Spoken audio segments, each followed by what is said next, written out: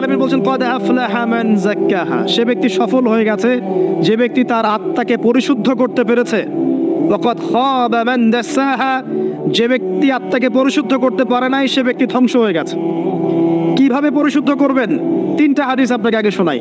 1, আল্লাহ রাব্বুল আলামিনের হাবিব মুহাম্মদ সাল্লাল্লাহু আলাইহি ওয়াসাল্লাম, দরুদ পড়েন, বলেন সাল্লাল্লাহু আলাইহি ওয়াসাল্লাম। তিনি বলছেন যে আল্লাহর এমন কিছু বান্দা আছে যারা জান্নাতে প্রবেশ করবে যাদের অন্তরটা হবে পাখির মতো নরম। কার মতো? পাখির মতো। একটা হাদিস শুনলেন। 2 নম্বর হাদিস, আল্লাহর রাসূল সাল্লাল্লাহু আলাইহি ওয়াসাল্লাম বলছেন শহীদদের আত্মা যখন আল্লাহর কাছে পৌঁছায়, আল্লাহ রাব্বুল আলামিন সেই আত্মাগুলোকে সবুজ রঙের কিছু পাখির মধ্যে প্রদান করেন এবং সেই পাখিগুলো আরশের নিচে লণ্ঠন আছে এখানে বসে থাকে এবং তারা জান্নাতের যে কোনো জায়গায় যায়, ঘুরে খাবার খায়, আবার ফিরে আসে। আল্লাহ পাক তাদেরকে বলেন যে তোমরা কি চাও, তোমরা কি চাও? শহীদরা কিচ্ছু বলতে পারে না। কি চাইবো? আল্লাহ এত নিয়ামত দিয়েছেন, কি চাইবো? যখন আল্লাহ বারংবার প্রশ্ন করতে থাকেন তোমরা কি আর কিছু চাও, তোমরা কি আর কিছু চাও, তোমরা কি আর কিছু চাও, তখন শহীদরা শেষে বুঝে যে আমাদের কিছু না কিছু তো বলতে হবে এখন। তখন তারা বলে হে আল্লাহ, আমরা আরো একবার পৃথিবীতে যেতে চাই এবং তোমার পথে জীবন দিয়ে আবার ফিরে আসতে চাই। আল্লাহ পাক বলেন এই সুযোগ তো আর নেই, অতএব তোমাদের আর কিছু চাওয়ার নেই, তোমরা এখানেই থাকো।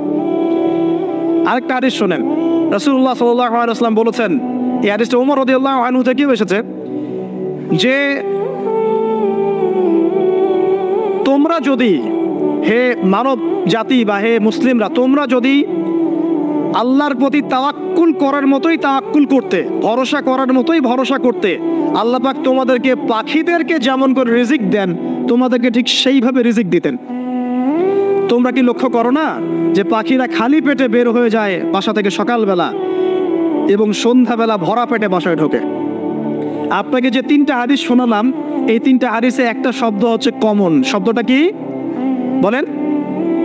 পাখি। পাখি কি? পাখি।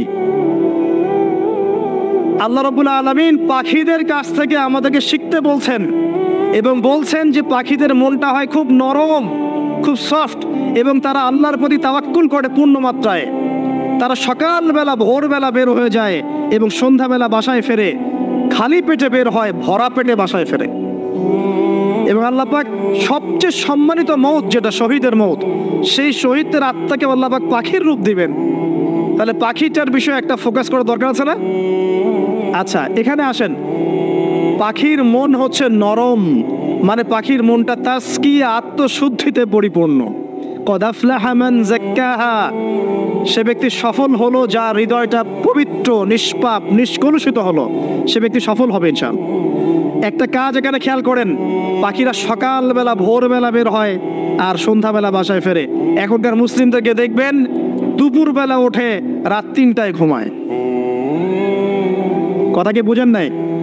পাখির একদম ভোরবেলা উঠে যখন ফজরের আজান দিচ্ছে ঠিক তার আগ মুহূর্তে পাখির কিচিরমিচির শুনছেন, তার মানে নামাজের ওয়াক্ত প্রায় চলে যাচ্ছে। তার মানে তার আল্লাহ পাকের হুকুমের সাথেই জেগে ওঠে, সূর্য ডুবে তারা ডুবে যায়। ঠিক এরকম সুন্নত ছিল নবী সাল্লাল্লাহু আলাইহি ওয়াসাল্লামের এবং সাহাবায়ে কেরামের। আজকে 1400 বছর পর মুসলিম জাতি এই সুন্নাহ ভুলে গেছে। আর আমাদের সুন্নত দেখবেন, যদি কোনো রকম উঠেও ফেলি ফজরে, আবার 12টা পর্যন্ত ঘুম, আরো বেশি। আর এই যুব সমাজ যারা আছো তোমরা, কেউই 3টা-4টার আগে ঘুমায় বলে আমার মনে হয় না। অলওয়েজ অনলাইনে পড়ে আছে, টিকটক নিয়ে, ফেসবুক নিয়ে, গার্লফ্রেন্ডের সাথে চ্যাটিং। পাখির মতো হতে পারলে পরে মনটা তো নরম হবে, তারপরে না তাসকিয়া অর্জন হবে। পাখির রুটিনটা কি? ভোরবেলা বের হয় আর সন্ধ্যাবেলা বাসায় ঢোকে। অতএব আমরা যদি রাসূলুল্লাহ সাল্লাল্লাহু আলাইহি ওয়াসাল্লামের সুন্নাহ মতো ওই ভোরবেলা উঠতে পারি আর আর্লি নাইট ঘুমিয়ে যেতে পারি এবং সারাদিন যদি রাসূলের সুন্নাহগুলোর উপর আমল করতে পারি, তাসকিয়া অর্জন হবে ইনশাআল্লাহ। কথা বুঝতে পারছেন? 2, পাখির মতো নরম মন লাগবে। এখনকার আমরা যারা বেঁচে আছি আমাদের মনগুলো কঠিন। কেমন কঠিন? পাথরের মতো কঠিন। আমরা যখন দেখি একটা মাইয়াতকে নিয়ে যাওয়া হচ্ছে জানাজায়, আমাদের কোনো ফিলিংস কাজ করে না। জানাজা যাচ্ছে, জানাজায় দাঁড়িয়ে মোবাইলটা টিপাটিপি করছে। জানাজার সাথে চলছে, কোনো ফিকির নাই যে এই জানাজা আমার হবে কালকে, ওই মোবাইল টিপাটিপি করছে। আমি এমনও দেখেছি, দাফন করা হলো মাইয়াতকে, দাফন করার পরে চারপাশে মানুষজন জড়ো হয়ে গল্প করছে, ভাই আপনার ওই জমিটার কি খবর, আপনার ওইটার কি খবর। বিজনেস কেমন চলছে, চাকরি কি অবস্থা? এই যে মাইয়াতকে পাশে দাফন করলো, কোনো ফিলিংস নাই, কোনো ফিলিংস নাই। আমি আত্মশুদ্ধির কথা বলছি। আত্মশুদ্ধির জন্য আপনার মনটাকে পাখির মতো সফট নরম করতে হবে। যখন আপনি সফট নরম করবেন এবং আত্মশুদ্ধি অর্জন করবেন, তখন দুই ডানা মেলে আপনি আকাশে উঠতে পারবেন ইনশাআল্লাহ। আত্মশুদ্ধি অর্জন না করতে পারলে ডানা কেটে পড়ে যাবে, তখন আর আকাশে উঠতে পারবেন না। কোন আকাশে? ওই যে শহীদের রূহ যে আকাশে চলে গেছে, ওই আকাশ। অতএব মন কেন কঠিন হলো প্রিয় ভাই? এক নাম্বার কারণ, আমরা শিরকের ভাবে লিপ্ত আছি। এক নাম্বার, শিরকের ভাবে লিপ্ত থাকা অবস্থায় মুসলিমদের মনটা কঠিন হয়ে গেছে।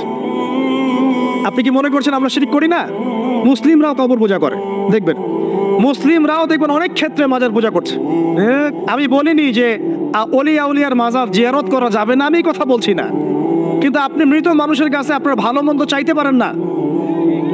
কথা বুঝতে পারেন না? আমরা অবশ্যই অলি আউলিয়াদের কবর জিয়ারত করব। এটা আপনাকে মৃত্যুর কথা স্মরণ করাবে। তাদের একটা রব আছে, যেটাকে আমরা প্রভাব বলি, এটা আপনার মধ্যে আসবে। আমরা অবশ্যই জিয়ারত করব। জিয়ারত করতে বলেছেন নবী সাল্লাল্লাহু আলাইহি ওয়াসাল্লাম, কারণ এটা আপনাকে পরকালের কথা কি করবে? স্মরণ করাবে। উমরা করতে যান, আল্লাহ পাক সবাইকে তৌফিক দান করুন উমরা হজ করার এবং বড় হজ করার। আমি দোয়া করি। ওখানে সবচেয়ে সেরা যে দৃশ্যগুলো দেখা যায়, তার মধ্যে একটা রাসূলুল্লাহ সাল্লাল্লাহু আলাইহি ওয়াসাল্লামের রওজা। ওখানে গেলে চোখের পানি ঝরে না এমন কোনো মুসলিম নাই, আছে? নাই।